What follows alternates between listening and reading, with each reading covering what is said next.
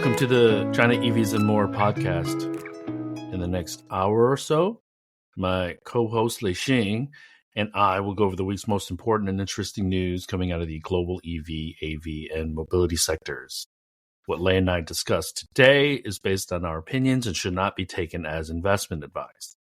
Now, Lei, I don't think in the 4 years that we've been doing this that we'd have ever thought we'd start off with talking about politics and tariffs. For those that are new to the show, welcome. And to our loyal listeners and viewers, welcome back. We ask that you smash those subscribe and like buttons so you don't miss anything from us in the future. I'm confident that Lei and I are two of the most knowledgeable people in the world doing this, so help us get the word out about this show to others. My name is Tu Li. I'm the managing director at Sino Auto Insights, a global management consultancy that helps organizations bring innovative and tech-focused products and services to the transportation and mobility sectors. I write a free weekly newsletter that we pull many of our discussion topics from. You can sign up for it at sinoautoinsights.substack.com, which of course, I encourage you all to do. Lei, thinking about tariffs, Lei, can you please introduce yourself? A downer day. Lei. Good morning. This is your co-host Lei Xing, former chief editor of China Auto Review, and this is episode number 205. How do we describe this? The U.S. throws a jab, China returns with the uppercut. Is that how it felt like? 34%. Yeah, but tonight, and then. The reason we're talking about tariffs and politics because it's Trumponomics, right? Because Trump is office. So these are the things that we were expecting, but how serious it was or it was going to be, nobody knew until now. And that's where we begin with. It's wider and deeper than anytime before, even in the first term, and because the way China fought back immediately, it wasn't even a chess move. It was a punch. It was a direct punch back. And especially on the auto side of it, we've seen some actions from Ford, from Stellantis. Ford announcing that employee pricing is kind of interesting. And Stellantis had to cut jobs, I think, at one of their plants. And then the tariffs, with respect to... Lei, that Stellantis announcement was likely going to happen anyways. In my mind. Yeah. Put 10,000% tariffs on China. And when it comes to the autos and EVs, it wouldn't have mattered, would it? Because the U.S. and the North American market is, the U.S. market in particular is in the way back burner for now. Doesn't mean there's talks going on, and as we've seen the March sales numbers and more incentives coming out, it's about domestic consumption, I guess. Well, it's reshoring. Yeah, no, I'm talking about the Chinese economy and where autos export are going, given this new backdrop. I think the important thing that I think many people are starting to realize is that we can't look at the trade deficit between the United States and China. We also need to back into what gets shipped from Mexico. A large portion of that is by proxy from Chinese suppliers. And Trump administration number 1 had encouraged this. Mexico has a new leader, but could they have anticipated that if we take all this foreign direct investment from Chinese companies, that the United States government may scrutinize this? I guess they could have, but this is the deal that Trump put in place, and then he blows up. And it includes computers as well. So it's not just focused on the automotive space. And I don't know, the whole point is to get Canada and Mexico back to the table, I suppose, to try to close loopholes, to really bolster where parts are coming from once they're bolted onto finished goods. I don't know.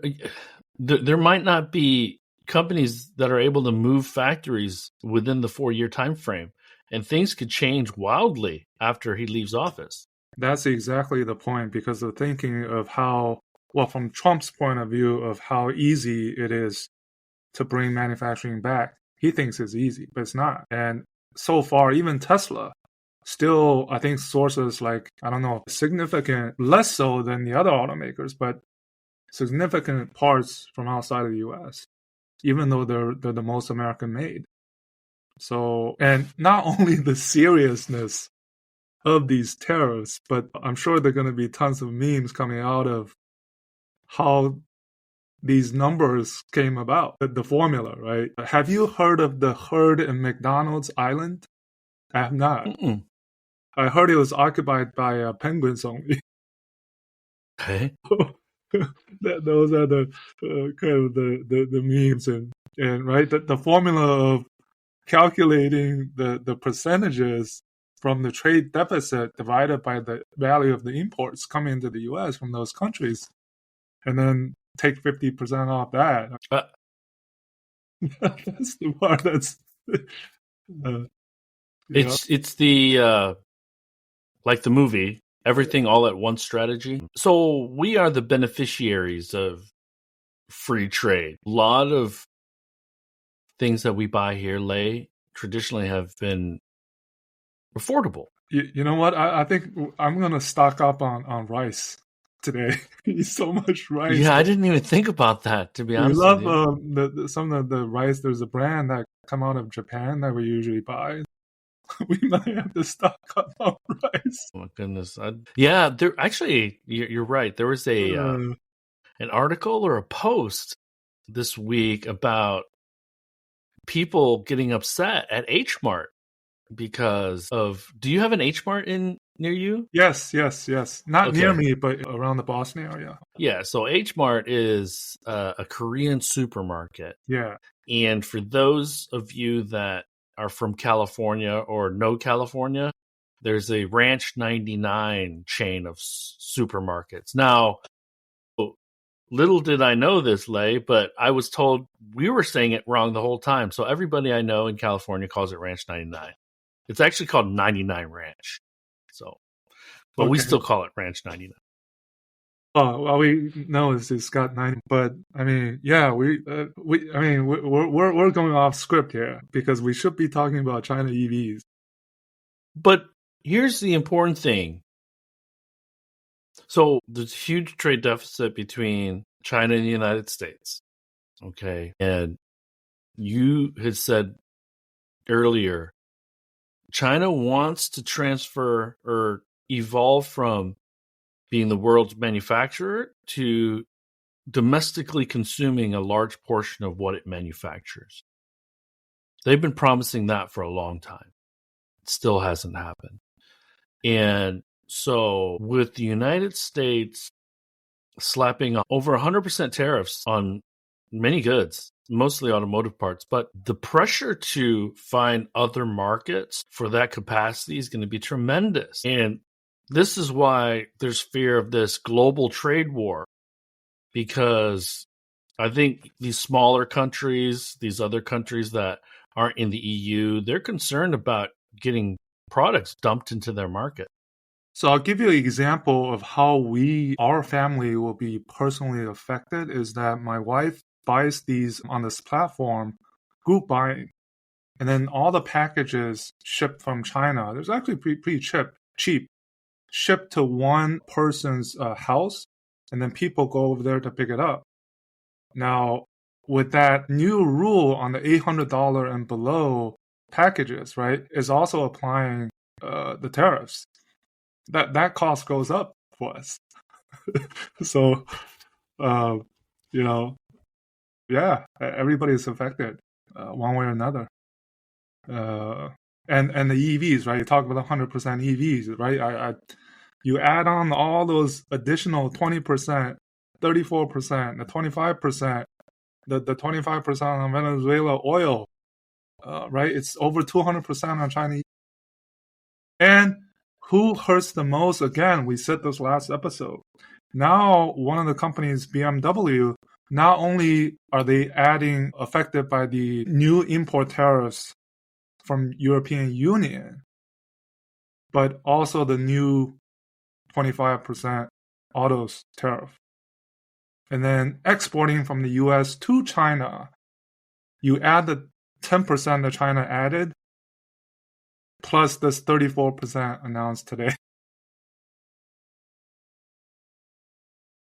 I haven't done too much research, but I feel that the Chinese tariffs are largely symbolic because I don't know. Was there a list of things that we export to China? I don't think there's much.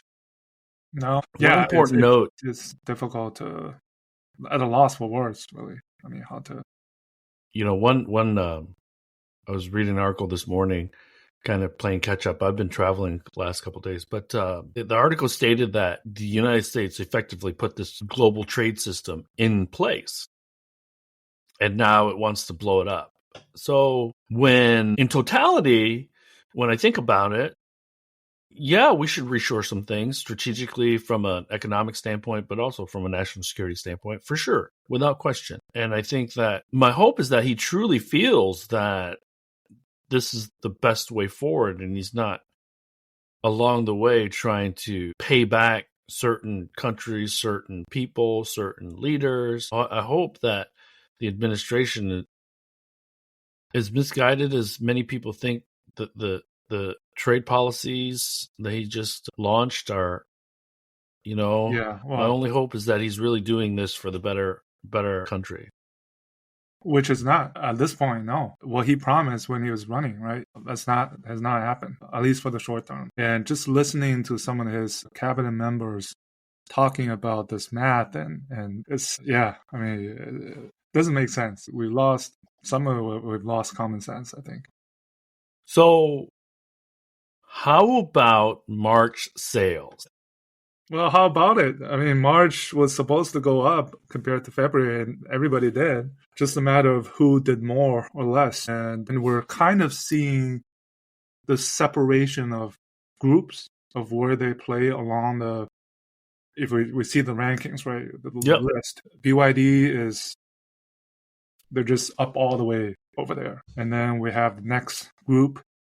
We have Tesla. We have to separate Tesla on its own because of what it has been able to achieve. I think nearly 80,000 in March was good in my book. I know a lot of reports saying that they were down, but remember, given that they had this refresh Model Y and really only one model market for Tesla, and they're in this bubble of protection from the Elon's distraction outside of China so far, and given the competition. So still resilient, I'm telling you. And then NIO is in the news quite a lot recently. And then we have a bunch of these, I think maybe we call them the Fab Five, I can remember. Xiaomi, Li Auto, Leapmotor, Zeekr? and maybe we add GAC Ion. These are the ones that are doing 30,000 roughly, more or less. Zeekr, no? Well, Zeekr, no, not yet. I think they were like 15,000 in March. And then we have the three not state-owned, the Geely, Chery, and Chang'an. They're kind of a rival. And then the rest, right? It's important to, when you make that top five, like, talk about GAC Ion. I would venture to guess that much of their sales go to fleet. And GAC Ion and Leapmotor are going to be the lowest on the pricing totem pole. Xpeng is probably next. And then Li Auto is going to be on the high side. But yeah, and then NIO at the top. Right. So I think we're seeing some separation of where these players rank in terms of how consistent they're doing on a monthly basis, and awfully a high hill to climb, if not impossible, for NIO because they're maintaining their goal to double sales and break even in Q4. This is reiterated by Li Bin recently, while he's putting in that cost reduction measure in place. So I've just saw this morning that they're probably cutting jobs again. They just changed CEOs at the Onvo brand. Yep. I mean, what do you think? I thought he was kind of scapegoated in a way because he was there for Alan I. He was there for 4 years. He's an outsider. I mean, the thing that did him in was promising 20th of March and not achieving it. So if it was me, I'd probably resign too. Well, It's you and almost I like thought that 20,000 was achievable. So I didn't think it was achievable. no? Oh, Okay. 10,000. I mean, if they did 10,000, which they did, was in December or I didn't think 20,000. Given their kind of the momentum and some of the factors that he mentioned before of what they face, one of the factors was that this brand was not, from a sales, marketing, and branding perspective, and the retail footprint, did not reach the customer as much as they wanted. And they had some issues with the battery swapping availability. So Firefly is also very such an important launch for them to show that they've learned from all these missteps. I just want NIO to do well. Li Bin is a likable CEO, and I like their cars, but it is.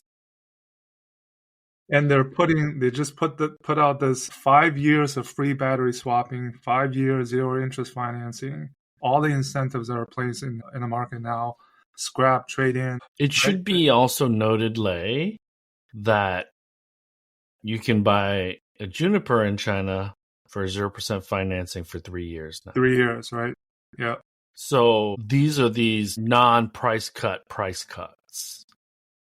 And Juniper, I was wondering how long Juniper could sit out there without any incentive. And we found out it was a month. Well, come at the end of April and May, that'll be extended. And without June, question. July. If they see it, if it's successful, it'll be extended for sure. And if not, just put 2 more years onto it. 5 years zero financing. What the heck? Without cutting prices. So that's free money. And but I also feel that this is a preemptive strike because they know the U7 is coming. So they want to pull in as many sales as they can before the U7 comes, before all these new products come at the tail end of this year. Mm-hmm. And then Xpeng, I think, stood out because they kept on doing the 30,000 per month for 5 months. More models coming out. Which we applaud them for that, but 30,000 is the floor they should be selling. Yeah. It's not this awesome number. It basically says we are still to be reckoned with. Now, if in December you and I have this conversation, we revisit it and say X, Y, and Z companies are on the rope, guess who's going to get some of those sales from those companies that are losing steam? It's going to be XPeng. NIO with Onvo, maybe they can right the ship in the next 3 or 4 months, because what really matters is that Onvo corrects or course corrects by September. Yeah. And now they have a charging or a swapping guy or a power guy, or whatever you want to call him, running the show. I hope that works out. So here's a couple things that I wanted to kind of bring up. So first of all, Taylor, good friend of ours, good friend of the show, let this sink in. BYD sold more cars in 1 month than Tesla sold in a quarter. This is the first quarter, so if they can continue to do that in Q2, Q3, very impressive. I think they will. The fear is, I quote tweeted that the fear is warranted, because it is. And again, this has not much to do with politics. taken in totality, BYD outselling them in a month, 0% financing for Juniper, more products coming. And on top of that, Nale, will there be backlash? Because Tesla is an American company in China. That's the thing we're watching. But again, right, we if we do the apples to apples comparison, which is not, because you have one model that's doing everything versus, let's say, a BYD that covers possibly every segment that you can imagine with 2 dozen, 3 dozen models and the volumes that are 3-4x per month than Tesla. With BYD, it allows you to hide weakness much easier than all eyes on one product, to your point. Yeah. Because the Model Y, if it sneezes, it's going to be very well scrutinized. I've been quoted in at least a couple of articles about how Tesla's doing. Is it a sustained challenge to the brand? So, man, Tesla is not a growth company. I don't see them growing in vehicle sales. I don't see them growing in AI. I don't see them growing in robotaxi. They don't have a robotaxi. So if we're still betting on potential, does the potential now get cut in half? Because that's how we should look at it? Because the share price is down significantly. If they continue to struggle in China and FSD doesn't have a very high attach rate to the vehicles that they do sell in China, is that a failure?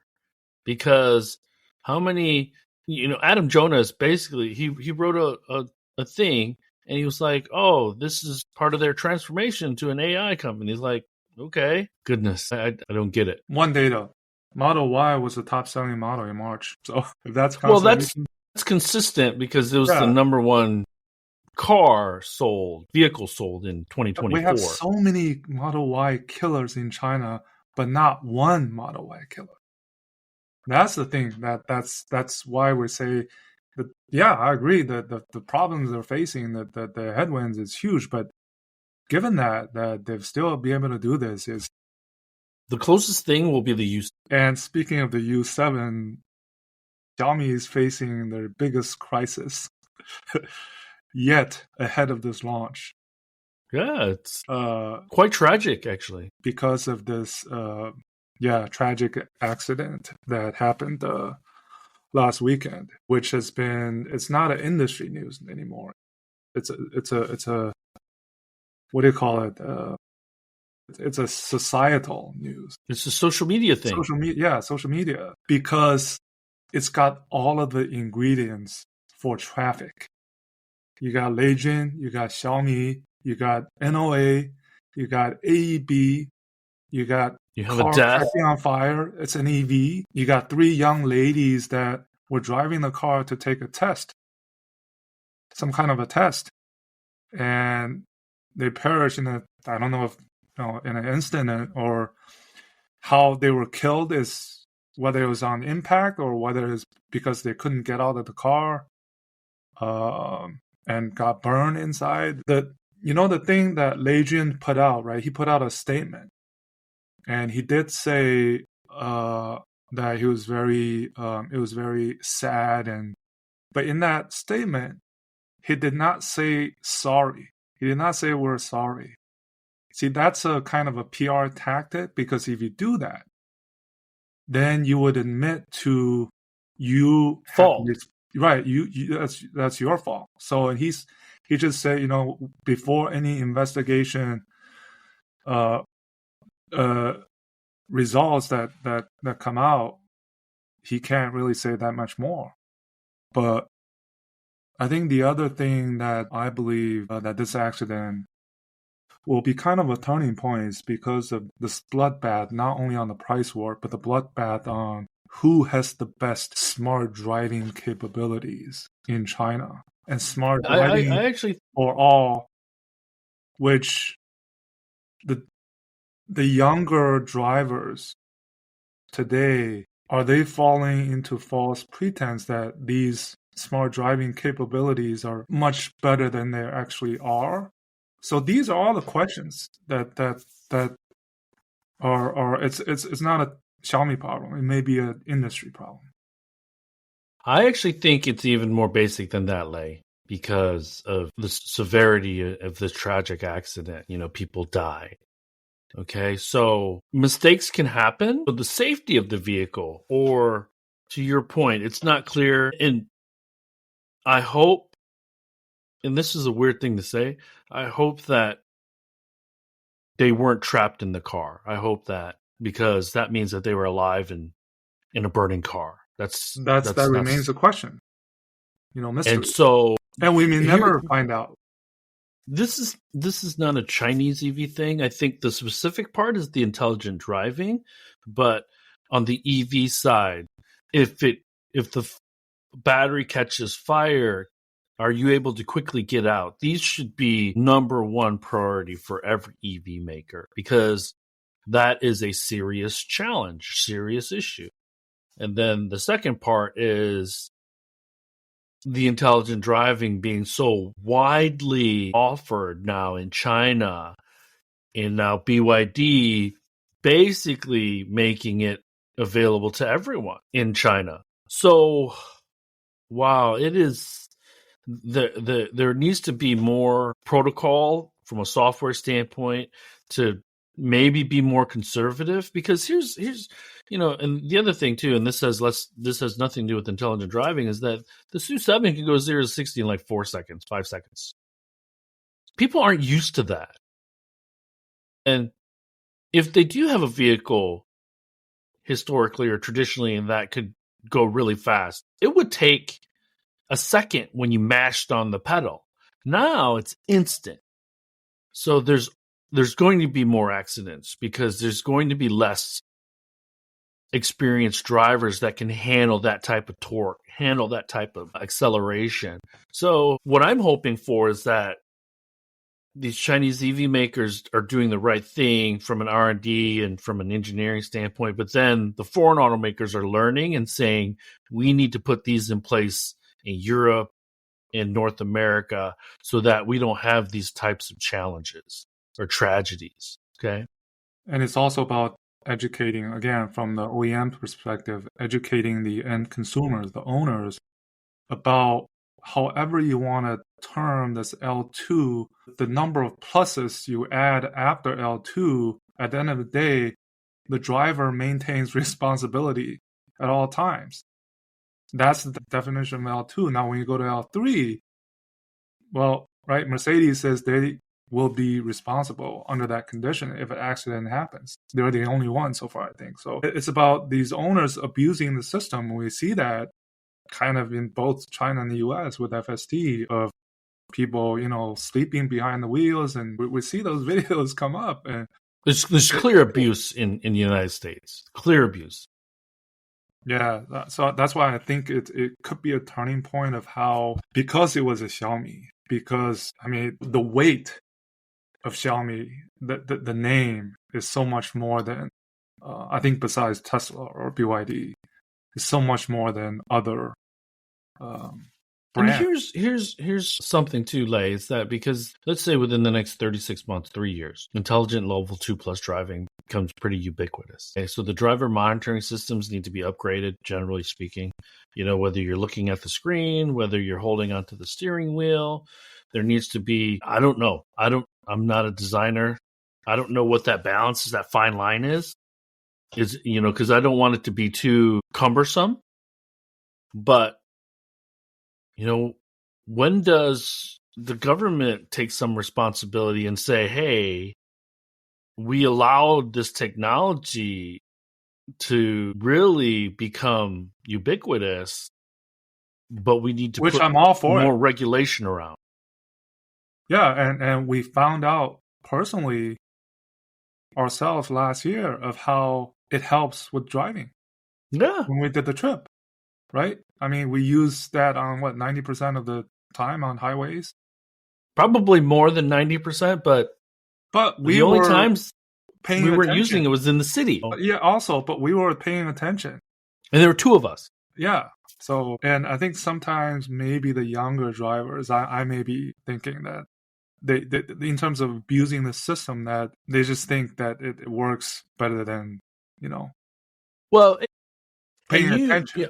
I wouldn't call it abuse the system. I would call it too much trust. Too much trust. And because I don't think these people in the Xiaomi were like, oh man, I don't need to look at anything. They were just probably overly trustworthy of the system, unfortunately. But the one thing that confused me, and this is also because I can't read Chinese, obviously, very well, is when we were driving together, I wasn't sure when I could use it or when I couldn't use it. It told me, or it told us, when we couldn't use it. Now, do we need to educate ourselves and say this district in Shenzhen or this district in Changsha, we can't use it? Because you and I just jumped in the car, turned it on, and recorded ourselves and or just kind of made observations. Yeah. Okay? Well, I mean, the system back then, I think it was highway NGP. It was available on pretty much all the expressways at that time. So it just turned on, it just worked. If it doesn't work, that means the system recognizes it's not in that ODD. Yes. And now everybody's talking about pushing all this driving parking lot to parking lot functionality. The minute you sit in, which means point to point. Yeah. It works, right? So, I mean, that is only a small part of the bloodbath, but there's bloodbath on other features and functionalities. When you say parking lot to parking lot, you're basically saying what FSD currently does in the United States. Yeah. And, Xiaomi was on this momentum. They're probably going to do 30,000 in April. They should be able to do 30,000 in April. But I don't know. I mean, this action, the sad thing is, this is not the first time that it happened. It's happened to NIO before. It's happened to iToL. It's happened to Tesla. It will happen. It will happen. It'll happen again. 25 million cars sold every year in China. It's going to happen. And the other thing is, accidents happen all the time. But when you have those key words that I described before, it makes it into more significant national news, if not international news. And at the end, right, what did the driver do? How much responsibility did the driver have? No. And this is where Lei Jun really needs to be careful. Yeah. Because you're kicking dirt effectively, potentially on somebody's grave by blaming them. And that Chinese social media, Chinese consumers will not like that. So let's switch gears a little bit. EHang got commercial license to do unmanned eVTOL in Guangdong. What do you feel is the significance globally of that? I think the commercialization, given what He Xiaopeng has... Actually, let me stop you there, Lei. Yeah. What is the significance, and are you ready to try it out yourself?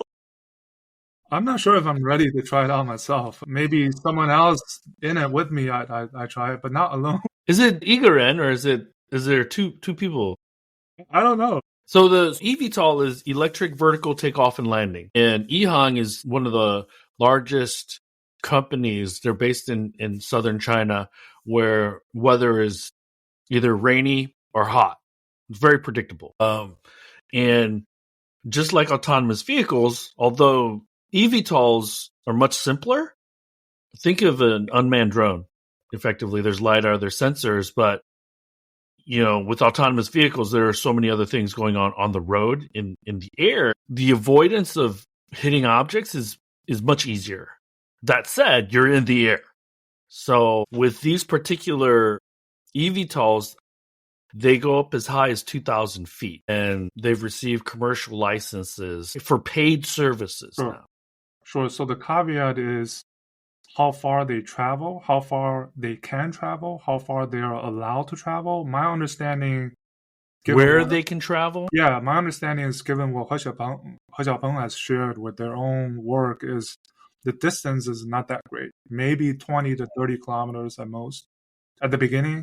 Maybe in the southern, let's say Guangdong, Guangzhou, Shenzhen areas that always have these things newer things. I saw the drone delivery of Meituan, right? And those things happen first in those regions on a demo or trial basis before they're actually expanded to much more greater coverage and greater distance. So yeah, I mean, there's some caveat, but that's where China is leading in terms of applications and commercialization. But Lei, here's the thing.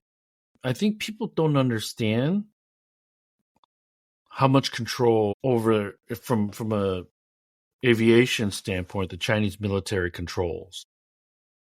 And so when people think or read that there's a commercial license approval, they think, okay, China's going to have all these eVTOLs flying all over the place. It's very, very limited. What a number that I'd heard, 80%, 90%, or 80 to 90%, the Chinese military controls that airspace. And you know this, most people that travel frequently from Hong Kong, Shanghai, or Beijing know this. The on-time or departure rates in those three, and it's more to Shanghai and Beijing than Hong Kong, but the on-time departure is like 50%. Oftentimes, you're sitting in Beijing airport and you're not taking off on time. Yeah, I mean, yeah, that was the case when we were there. 1 out of 2 times, you're going to be delayed some reason, and they don't tell you. They don't tell you anything. So I almost feel for these Chinese eVTOL companies to be successful, they need to immediately go international, like Middle East. I'm sorry? No, I was saying He Xiaopeng at the China EV100 forum, he talked nothing but their eVTOL, and he was saying that no one single airline company or airplane company produce more than 1,000 units per year, and he wants to do that. But so the Middle East seems pretty open, but again, the Middle East is a bunch of deserts, a couple major cities, a bunch of desert. So that's where the battery range might be the limiting factor. Whereas if you're in Guangdong, I mean, there's huge areas of countryside, but I don't know. If you're in city center, you're probably not going to see any major flights for quite some time, or maybe ever. Yeah, so I was saying, the things that are commercialized first, how much you pay, maybe a couple of thousand renminbi to go 1 or 2 kilometers. The other thing too, Lei, is that each province, each major city might have a national champion or a local champion. So EHang is not going to be, you're not going to see it in Beijing. You're not going to see it in Shanghai and all these other cities. It's going to be like robo-taxis. Every industry is like that. You talk about robotics, you talk about EVs, you talk about taxis. Yeah, it's the same place. So, but symbolically, it's important because it gives the Chinese government mianzi, or face, that they're able to say we're the first to offer this. But it's a huge step. It's more symbolic than anything else, and I think you're going to start to see people on social media in the next few months post videos. But yeah, pretty cool. The last thing I wanted to talk about, Lei, and get your thoughts on are, we went from BYD launching a 1 megawatt charger to now having 3. Sangha. And Huawei's is more commercial, it sounds like, for commercial trucks. So we don't ever talk about it, so our listeners might not know, but swapping is also really gaining popularity among commercial trucking. And so Huawei's megawatt charger is up to 1.44 megawatts.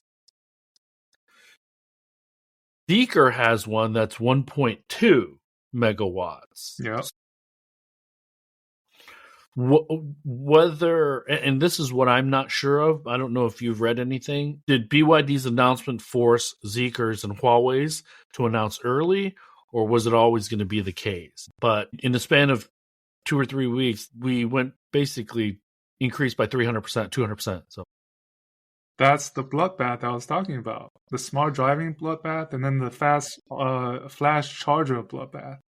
Always someone that comes out with we're the greatest, and then there's a bunch of others coming out and say, "Oh, we're even greater." It's always Well, going to be like that.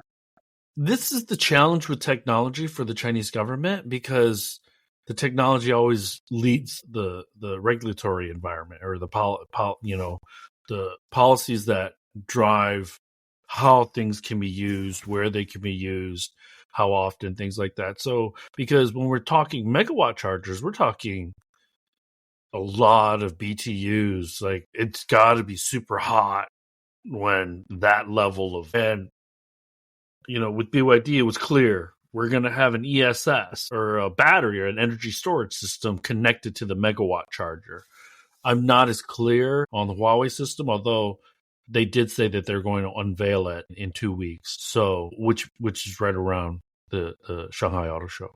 But yeah, man, I that's all I have today, man. Just, it's probably going to take a little bit of time to process on the tariffs, but the Chinese EVs. Let me summarize, and you add your color to this.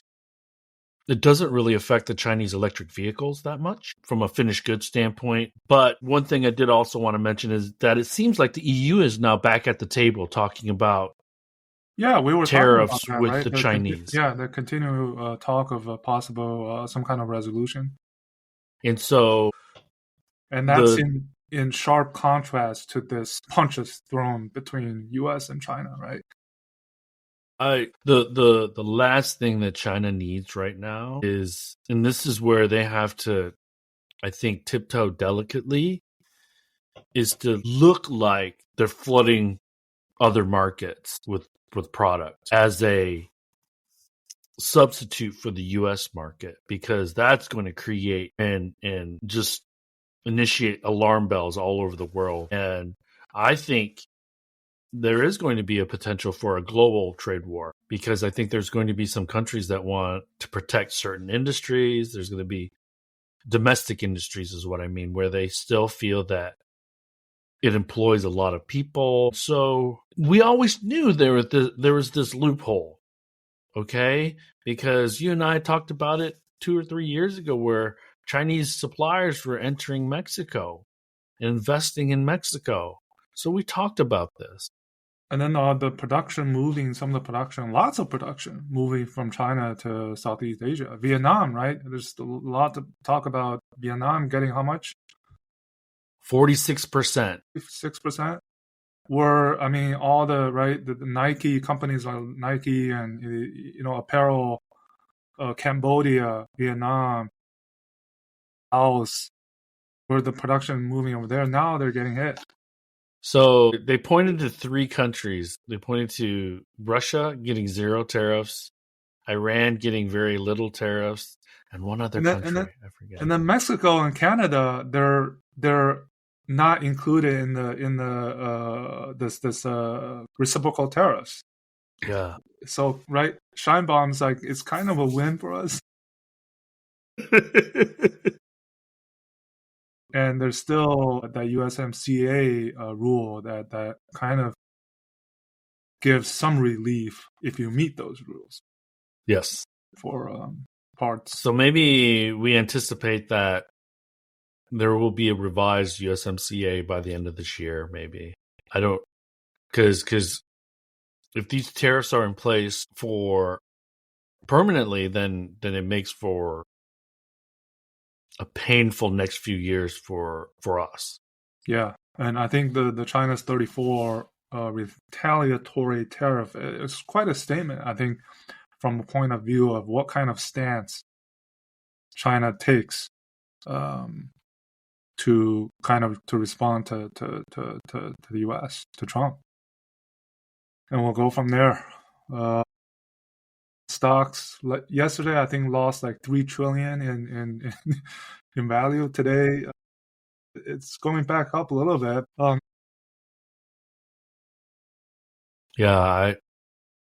Anyways, there's a lot of articles. Some of them are pretty interesting, Lei. One of them I highlighted in the newsletter this week about a woman who runs a factory with a brother in Jiangsu, I think, who had befriended a customer in Arizona who was selling these teddy bears. stories. You worry about the big companies, but you also clearly worry about these mom and pops that are just doing everything they can to make a living. You know, we got addicted to really cheap stuff. I will always remember my foreign friends that I knew in Beijing when they would come to New York City or when they would come to California. They would always go to the outlet malls.